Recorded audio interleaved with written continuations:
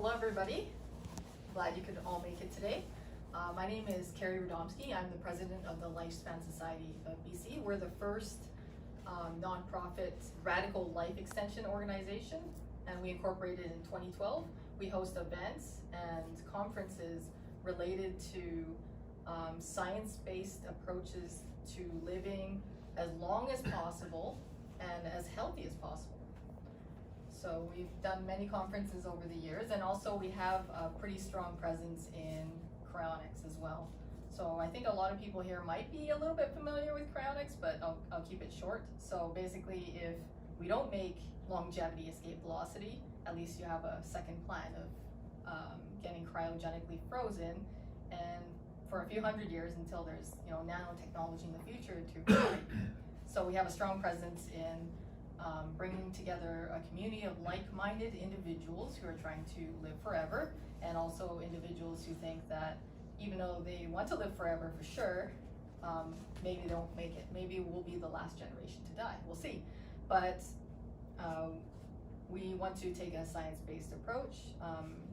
We want to bring in the experts in the field. I'm not an expert myself, so that's why we are the facilitators of bridging the gap between scientists and public understanding. So that's our main goal. And today we're at BodyComp Vancouver, and we're going to have kinesiologists explain how the DXA scan can help you understand your own body composition and how that relates to longevity as well. So, and also I would like to introduce Jerry. He's the CEO of Jevity, and that is an organization trying to bring together all the technologies to provide useful information for making your own decisions in how you want to extend your lifespan and what makes sense for you. So I'm going to be introducing Jerry to come speak about Jevity. Yeah. Thanks, Carrie. That's great. Thanks to everybody for being here, and thanks also to Eileen and Harmon for taking the time to be here as well too. There's tons of experience here on exactly what we need to get to the starting point, the foundation for human longevity. As a bit of a background, I'm a horticulturist by trade, but I got involved in car racing and decided it would be a good idea for all cars to become electric. So in 2005, along with a couple of guys, Martin Eberhardt and Mark Tarpening, we started our electric car companies. Mine is Electromechanica. I invented the Solo, which is a one-person electric car, so it's a public company now. Mark and Martin started a company called Tesla, which make a four-door car. You might have seen them around there. So at the time that we started this in 2005, I remember experts in energy showing me at lunch that there was more energy in a cup of coffee, a coffee cup full of gas, than this whole room full of batteries. They said electric cars will never happen. What they failed to realize was that the efficiency of the electric cars was head and shoulders greater than that of burning gasoline. And those guys 2 years ago called me and apologized, because it's clear now that electric cars are the dominant car. That's the way we're going. Right now, I get the same pushback from not a lot of people, but some people about human longevity, saying, you know what, I think 106 years is about as old as I'd like to get, and I think that would be a good age to die. And then I stopped them. I said, well, what if somebody came into this room right now and said to you, there's been a mistake on your birth certificate, you're actually 112. Are you ready to die right now? And then they go, yeah, no, I don't think I am. It's just a number. That's exactly what it is. And we have the science and technologies. There's billions of dollars, tens of billions being spent on figuring out how we can refresh ourselves for human longevity. Stem cell therapies, gene therapies, and surprisingly mRNA technologies are being worked on right now that within 5 to 10 years we should have something for us in daily use, because most of the doctors working on this are older than we are. So they're very motivated and they have tons of resources. So the DXA scan and BodyComp is really the foundation of what we're doing. It's the best starting point for anybody to get done with at any one of our 4 locations or any location around the world. And then from that, you load that into your Jevity app, And the Jevity app gives you an actuarial algorithm, your sex, your age, education, income, all this, and it'll give you a starting base of how old you should get. Then we stack your VO2 max on top of that. So if you're exercising, it'll go up. If you're lethargic, it'll go down. It'll show you how long you live. That gets you to the longevity escape velocity part of it, while our scientist friends are working on the science of making us live longer, so you don't wind up being the last person to die before they come up with the pill. That would be a shame. So with that, and I'd love to go into the DXA thing because it's so exciting, but that's what they're for. I won't take their thunder, but this is very exciting stuff, and I look forward to each and every one of you having your own DXA scan, seeing what it is, and then coming back here next year, the next year, the next year, and then realizing that this was the starting point for your journey on human longevity. So thanks to Carrie, thanks to all of you, and over to you guys. Do I introduce them now? Yeah. Okay, done. But most of my, I think, experience comes more from my athletic background. I used to play rugby, I boxed a bit. I've got out of all those contact sports recently. Well, I guess it's not recent anymore, but I got out of all those contact sports a while ago, and now I just play flag football and stuff. And I still work with a lot of high-level athletes and stuff, so I can bring that experience in and kind of see what it takes to kind of move up into that level. So we'll take it away with our presentation here.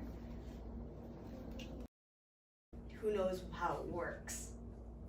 Alright, so that's kind of the big question over there. So DXA stands for Dual Energy X-ray Absorptiometry. It's a very long-winded word, so instead we just call it DXA for short. Essentially, this is our scanner system. It's the Horizon scanner. Essentially, it's a low-dose X-ray that passes through your body. There's two energies. There's low-energy X-ray, and then there's a detector on the other end. So essentially, it scans how much of the energy passes through your body. The high-energy one gets stopped by everything except for your bone in your body, and then the low-energy one gets stopped by everything except the bone and muscle. So that's how the detector differentiates pixel by pixel what tissue it is passing through and breaking your body down here. DXA, in the moment, it is a gold standard of measuring your body composition. And we'll kind of go into the details of why it is the gold standard of measuring body composition.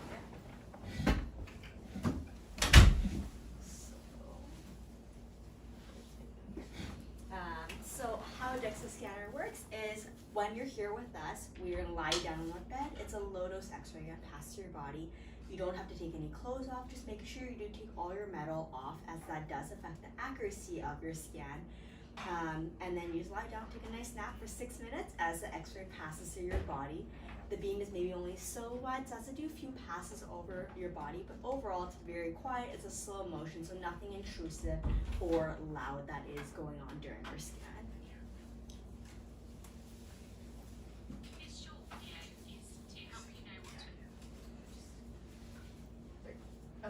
So what is body composition?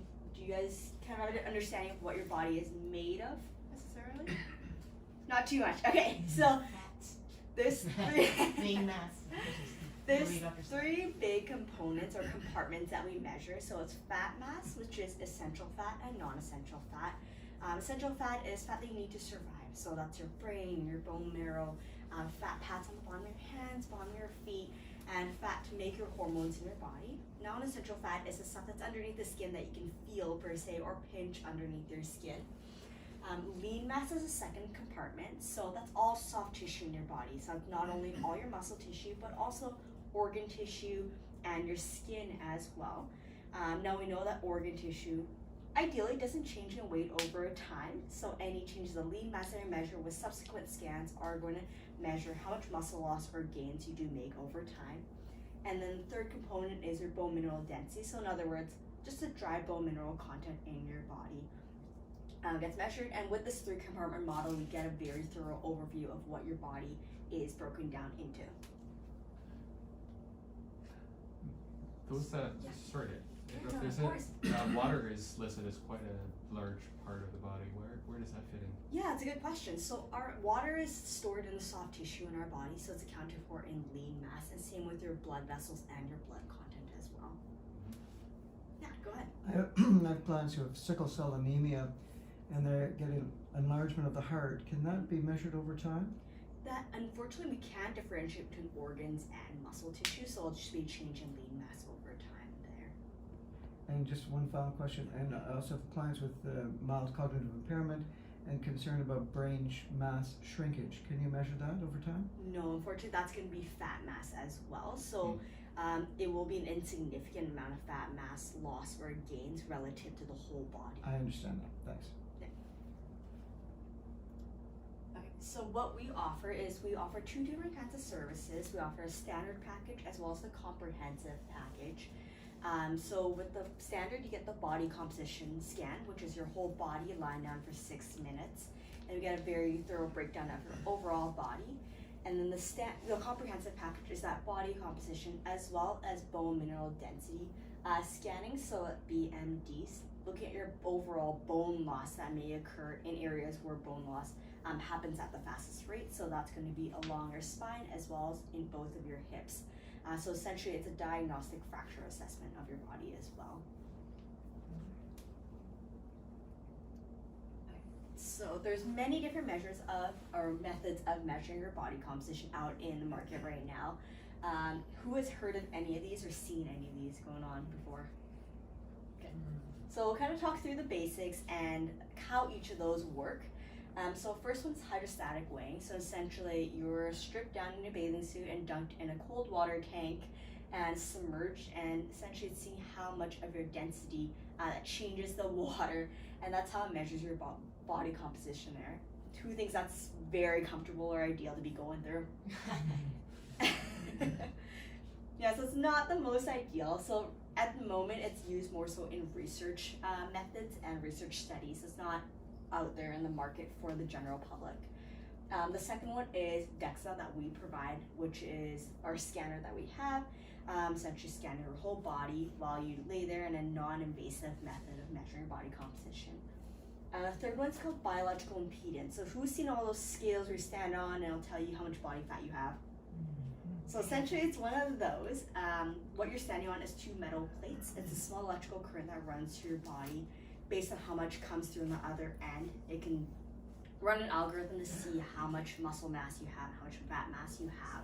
However, electricity is affected by water, so any sweat on your hands and your feet, holding onto the metal plates, or any humidity in the room as well will also change that value by quite a lot.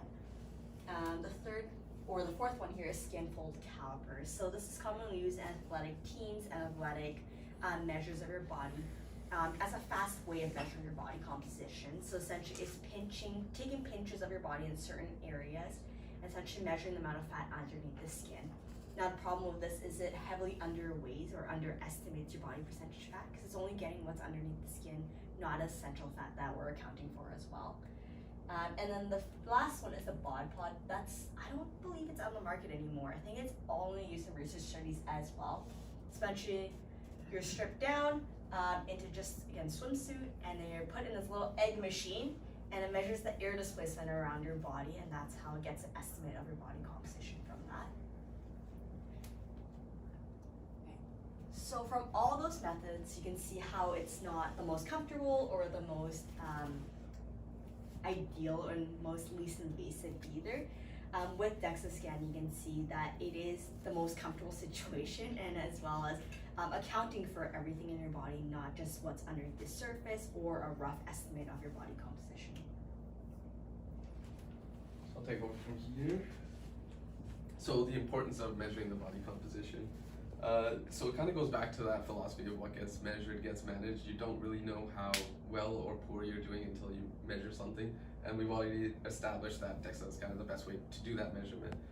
So with that body composition, a poor body composition has some negative effects, like non-alcohol associated fatty liver, coronary artery disease, insulin resistance, and diabetes. And then this last one is quality of life as you age. So that's a big one in terms of having enough lean mass. When you're 85, 95, 105, whatever amount of age, we want to see that you still have control of your body.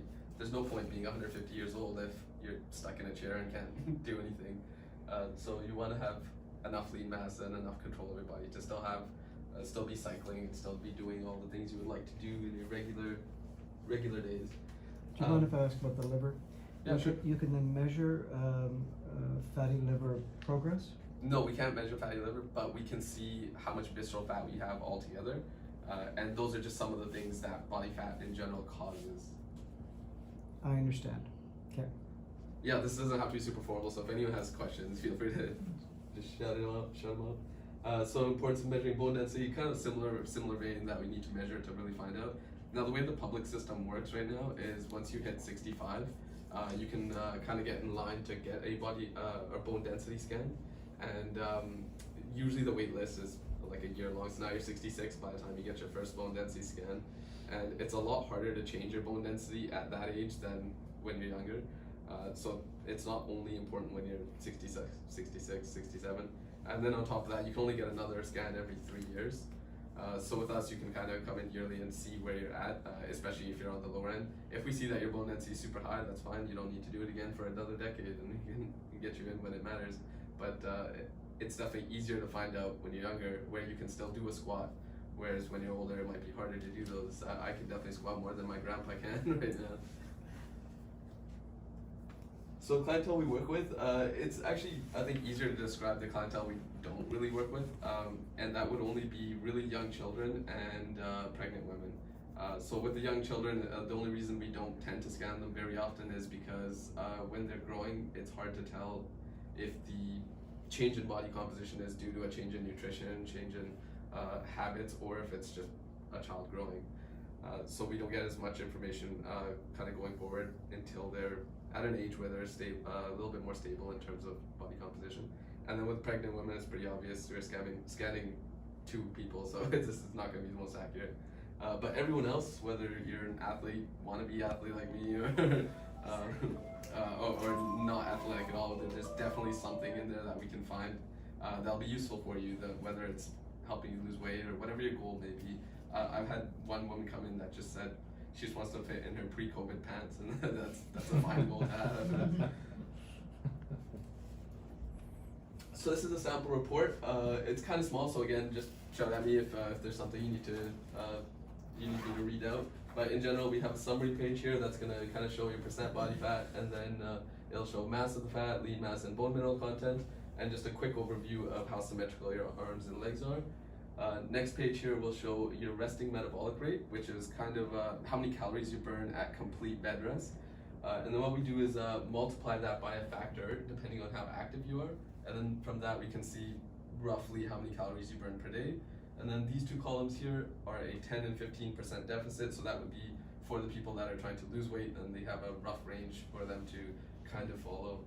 We don't want you going too low in terms of caloric intake, and that's just because your brain is really good at adjusting how much it's burning depending on what it's getting in. So if you were to try to eat like 500 calories a day, something really small, your brain will just kind of turn down your metabolism by like reducing your need, reducing your body temperature. You'll feel fatigue. So a bunch of subconscious ways that makes it so your giant deficit isn't so giant. Down here, this is actually an older sample, so this would not be here. Instead, we have common macronutrient ratios, and it's just pulled from the internet. It's just rough ideas again of if you're on a keto diet or something, what kind of carb percentages people tend to have. It's just some rough ranges again. And then the third page here is your whole body bone density.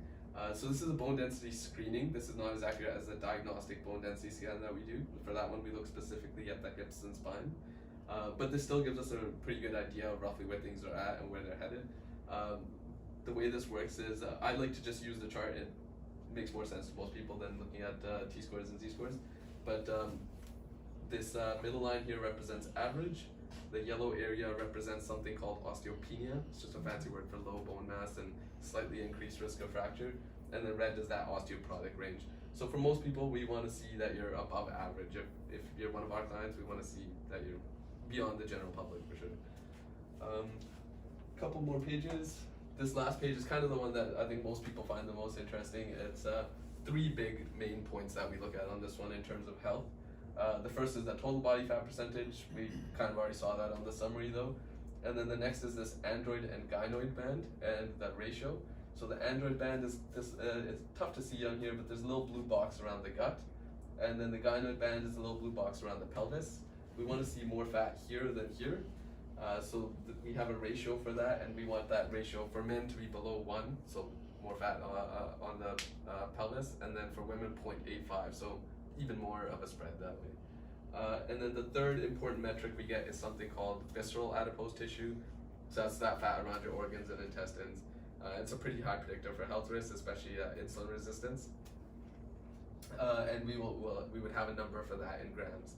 Again, this is an older report, so it's actually missing that one, but we would have that now. And then on top of that, so that's all the kind of the health stuff. Oh, do you have a question? Yeah, so in the beginning I thought the composition you get is like the overall, like how much fat and how much lean mass, but does this mean that you can like sectionalize? Like there's this much fat here and should... It's not that section, it's more like torso and then arms and legs. So not each section not that way. Not super granular. Yeah, not that granular, Okay, yeah. okay. But we can see, really what we use that for is more for the lean mass, because we don't care if your left arm's a tiny bit more fat than your right arm. It's not really a big deal. But in terms of, yeah, no, it's not, health-wise it doesn't really matter. Your body does sometimes weird things where it'll put a little bit more here, a little bit more there. It's usually to even things out. So the side that is usually weaker tends to have more fat, so that the size difference isn't as Because big. I was thinking, yeah, you want to be asymmetric as possible. Yeah, for lean mass, we want you to be as symmetrical as possible. And again, it's not the biggest deal, as long as over time that difference isn't getting bigger. So most people do have a little bit of a pelvic tilt or rotation, and that will make it so that one side is always easier to put weight on. And so everyone's gonna have a little bit of a asymmetry. But do you want to track it over Yes. time? Yeah, exactly. So over time, if you have a little bit of asymmetry, say you have 500 grams more muscle in your right leg, that's totally fine. Just next time you come, I want to see still 500 or less. I don't want to see it going to 600 and then 700 and 800. That's a problem. Yes. So essentially what we do is we look at the body as a whole, but also broken down into each sub-region. So you can see how much fat, how much bone, how much muscle you have in each sub-region. Right. And then that's, again, tracking lean mass asymmetries. That's kind of where our clientele who are maybe suffering from an injury or rehabbing or pre-habbing for a surgery may want to track that value for themselves to reduce the overall injury risk in the future. In dementia prevention, the word of the day is what's a modifiable risk. When you talk about bone mineral density, is that a modifiable risk? Do you have people who come in with perhaps a deficit once they see the scan, motivated and guided into what can be done? Absolutely. And then subsequently you do another scan and you show improvement. Yeah, absolutely. Absolutely. I mean, Okay. I've seen extremes where a young female, came in with very little bone density. She wouldn't have known unless she'd come here in the first place. She was maybe 38. After 2 years, she improved her bone density by 27%. So that is definitely an extreme of clients that we see. But we also see people who improve by 5% or 2% over a year, and that's already a huge improvement right there to reduce their injury risk in 1 year. So now imagine what they can do in 20 years before, in the public medical system, they can get in for a bone density scan, right? So it's more about preventative measures and being aware of. I guess perhaps the public isn't aware of how modifiable the risk is. It's not only that, it's also, it's not entirely like their fault or anything. You have all these people that are coming in for scans. They can only scan so many people, so they can't really say, yeah, sure, everyone 20 and above come and get a scan. They just wouldn't have the space and the scanners. You can batch scan. Yeah, there's a pretty big wait list, especially with COVID. I've had clients coming and telling me they're waiting like 3 years for going to see a scan. So at 65, you're waiting 3 more years. You're 68 when you go in for your first bone density scan. So they're calling in. I'm like, yeah, I can just book you in for the next day. We don't have to wait 3 years for your scan here. Just Yep. one more question about is it Patrick? Yeah. Patrick? Yeah, because you mentioned the brain size change, the shrinkage, and then fatty liver. And I'm just wondering if it can be more granular, then you could isolate this part and detect the change. Yes. So with DXA, it's a low energy X-ray, so which means it also keeps your radiation dose extremely low. One scan is about 8 hours of background radiation, so that's less than a flight from here to Edmonton, right? Or 8 hours of standing outside on the street from cosmic radiation. So with that in mind, our resolution is also not super high like an MRI. It's not going to be beautiful like a CT scan. We see every single blood vessel, but we get very good quality resolution for what we need to measure here, which is essentially the big components and compartments of your I'd body. like to make a comment about the brain. So one of the things Jevity is doing is also focusing on the brain. So we have a new product module called NeuroCatch, which will be coming out, and it's a brain function capture system that'll determine how quickly your brain reacts to things and how well it responds to things, and if there is any evidence of any kind of a problem, then you can go in for more in-depth MRIs. But if you're still working well, then that's fine. Is that Ryan Darcy? Yeah, that's right. Yeah, Ryan Darcy, the LARP group. Yeah, I know.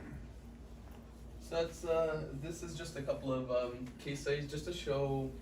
Really, it just outlines the difference kind of between BMI and body composition.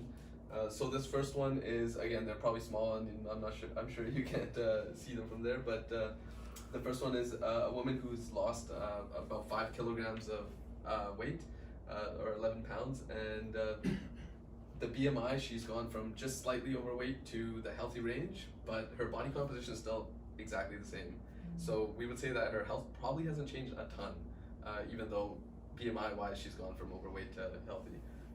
This guy is kind of the example that everyone always hears. He's a heavy guy. You can see that he's clearly fit. His BMI is thoroughly in the overweight range, but his body composition is great. It's around 20 to 23%, which is really solid for health.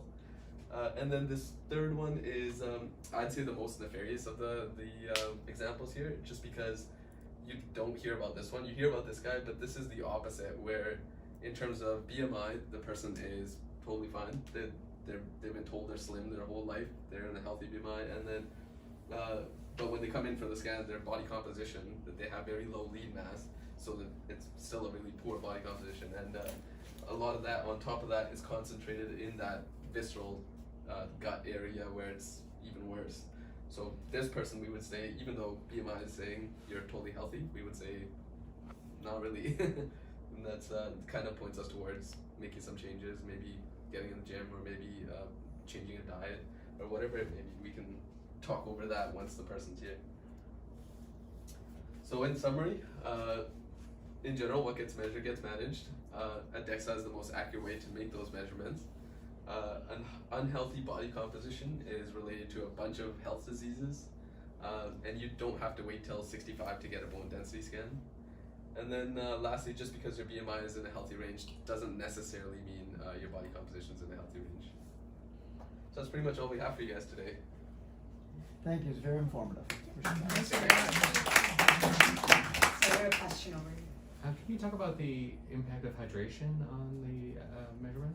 Yeah, sure. So hydration it would all fall under, that's basically water weight, so it would fall under the lean mass category. It wouldn't make the biggest difference between your most hydrated and least hydrated. I assume you're not doing like a cut like a boxer or something where you're losing 20 pounds, so the most difference it would make is 5 pounds here or there in terms of lean mass. Yes, so with hydration levels, we assume that you're going to be pretty steady rate every single day. You're not going to come in after running a marathon, maybe being a bit dehydrated, or maybe after drinking 2 liters of water, you're not going to come in for a scan here. So that's why we do ask. Blood donation. Yeah, exactly. That's why you ask for instructions on your end to maintain normal hydration levels. Drink water as per usual. There's no dietary restrictions either. You can eat as per usual as well. So basically, the only thing that's changing is you, not your lifestyle, not drastic lifestyle habits or the scanner.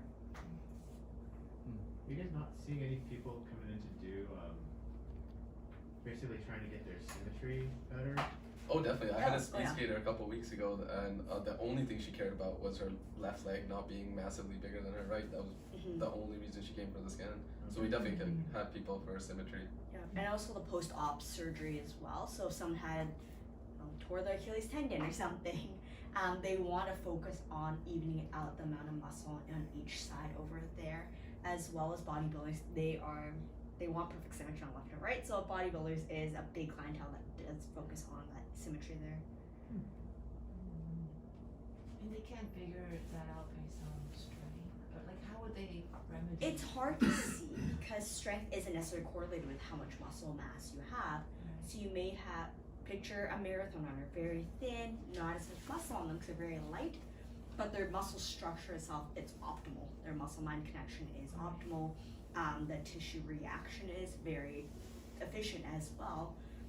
So it's hard to gauge that based on just strength purely. But I mean, like the symmetry part. Like if well, let's say they found out they're asymmetric, what would they be just Yes. strengthening this part and then they? Again, asymmetry is linked to injury risk rather than a health risk or even aesthetic goals. So for myself personally, I suggest focusing on unilateral exercises. If doing cable exercises at the gym rather than doing both arms lifting up a barbell, maybe just do a single dumbbell in each arm there to focus on strengthening. What's the strangest thing you've seen on a scan? Oh, that's a very good question. At this location, we get a lot of people come from Whistler with the mountain bikers, the skiers, a lot of accidents. So those individuals, there's plates and rods in every part of their body. I had a guy come in, his whole foot was fake, his whole upper arm was fake. He had a plate all over his, miscellaneous plates and rods all over his body. Just from years of mountain biking. So that's definitely a more unique situation that I've seen. I feel like I'm more of a numbers person, so I don't think I have any crazy stories like that. But the ones that I find strange are usually the people that have like super low bone density and it wasn't expected, or on the other hand, a really heavy guy that's 300 pounds and we find out, never mind, this is mostly muscle. This guy is just incredibly fit. Does your service give post-scan treatment? So if someone has very low bone density, maybe their parent had a hip problem, the wait list for hip and knee replacement in this province is astronomical. So do you give them guidance on how to modify that? Yeah. Is that part of your service? Yeah, so the scan itself is only 6 minutes. You get a full hour with us. During that hour, it's not only discussing your prior history, so very personalized to understanding your body and your needs, but also we go through the entire report with you in thoroughly detail, so that consult as well as interpretation and seeing what the next steps may be based on what your personalized goals are. So the report is come immediately or you have to wait? Nope, immediately. You go home with a hard copies of paper as well as a digital copy sent over for you, and it is also going to be uploaded onto your Jeopardy account, linked over to your account, your name as well. Is it MSP covered? I don't think it's MSP covered, but if you have private medical insurance, if you have a lump sum spending amount for health, I think it's healthcare or is health. I've seen Health a and couple something, different ones, depends where you work. you can claim you it, have like yeah. a wellness account or like a health No, account that's or what- fitness Yeah, fund. Okay, how much is the scan? So standard service is $150, so just the body composition. If you're wanting the diagnostic bone mineral density value, so the comprehensive, that's $250 for an initial scan. For any follow-ups, both are going to be at a discounted price, so $130 for the standard and then $200 for the comprehensive follow-up. You mentioned a 3-component model for measuring body composition. Are there 4 or 5 component models that can be measured? I believe there are, but only with dead people that they like spin up. Yeah. So more of the cadaver work, they're able to separate body into further. Most of those regions. other methods that we talked about, they use a 2-component model, so they basically cut out bone entirely and just say it's either fat It's or lean. fat mass and fat-free mass Okay. is the 2-compartment model there.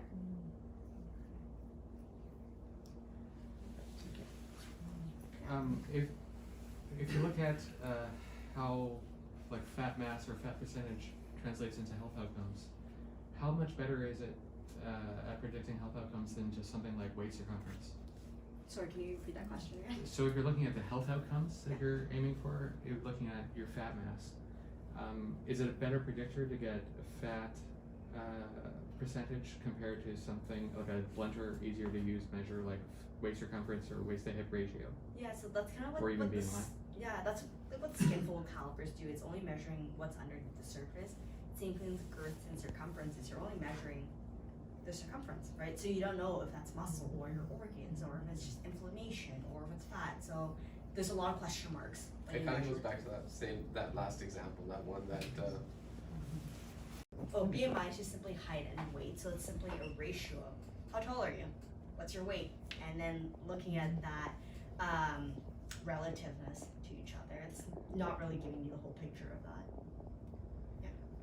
Clients with thyroid problems that swell up, they think they're overweight, but if you mention inflammation, is there a way for you to, when you see that scan, can you differentiate what is fat and what is inflammation? Because sometimes the thyroid can make people balloon, and it shocks them, and sometimes they're going perhaps the wrong route for shape change if it's inflammation. Can you see that? Yeah, so inflammation is going to be fluid buildup, right? Mhm. So that's going to be counted for as lean mass, so soft tissue and muscle space.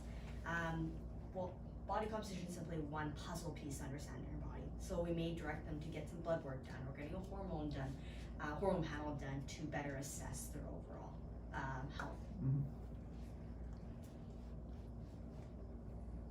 I think we got everyone then. All the questions? All right.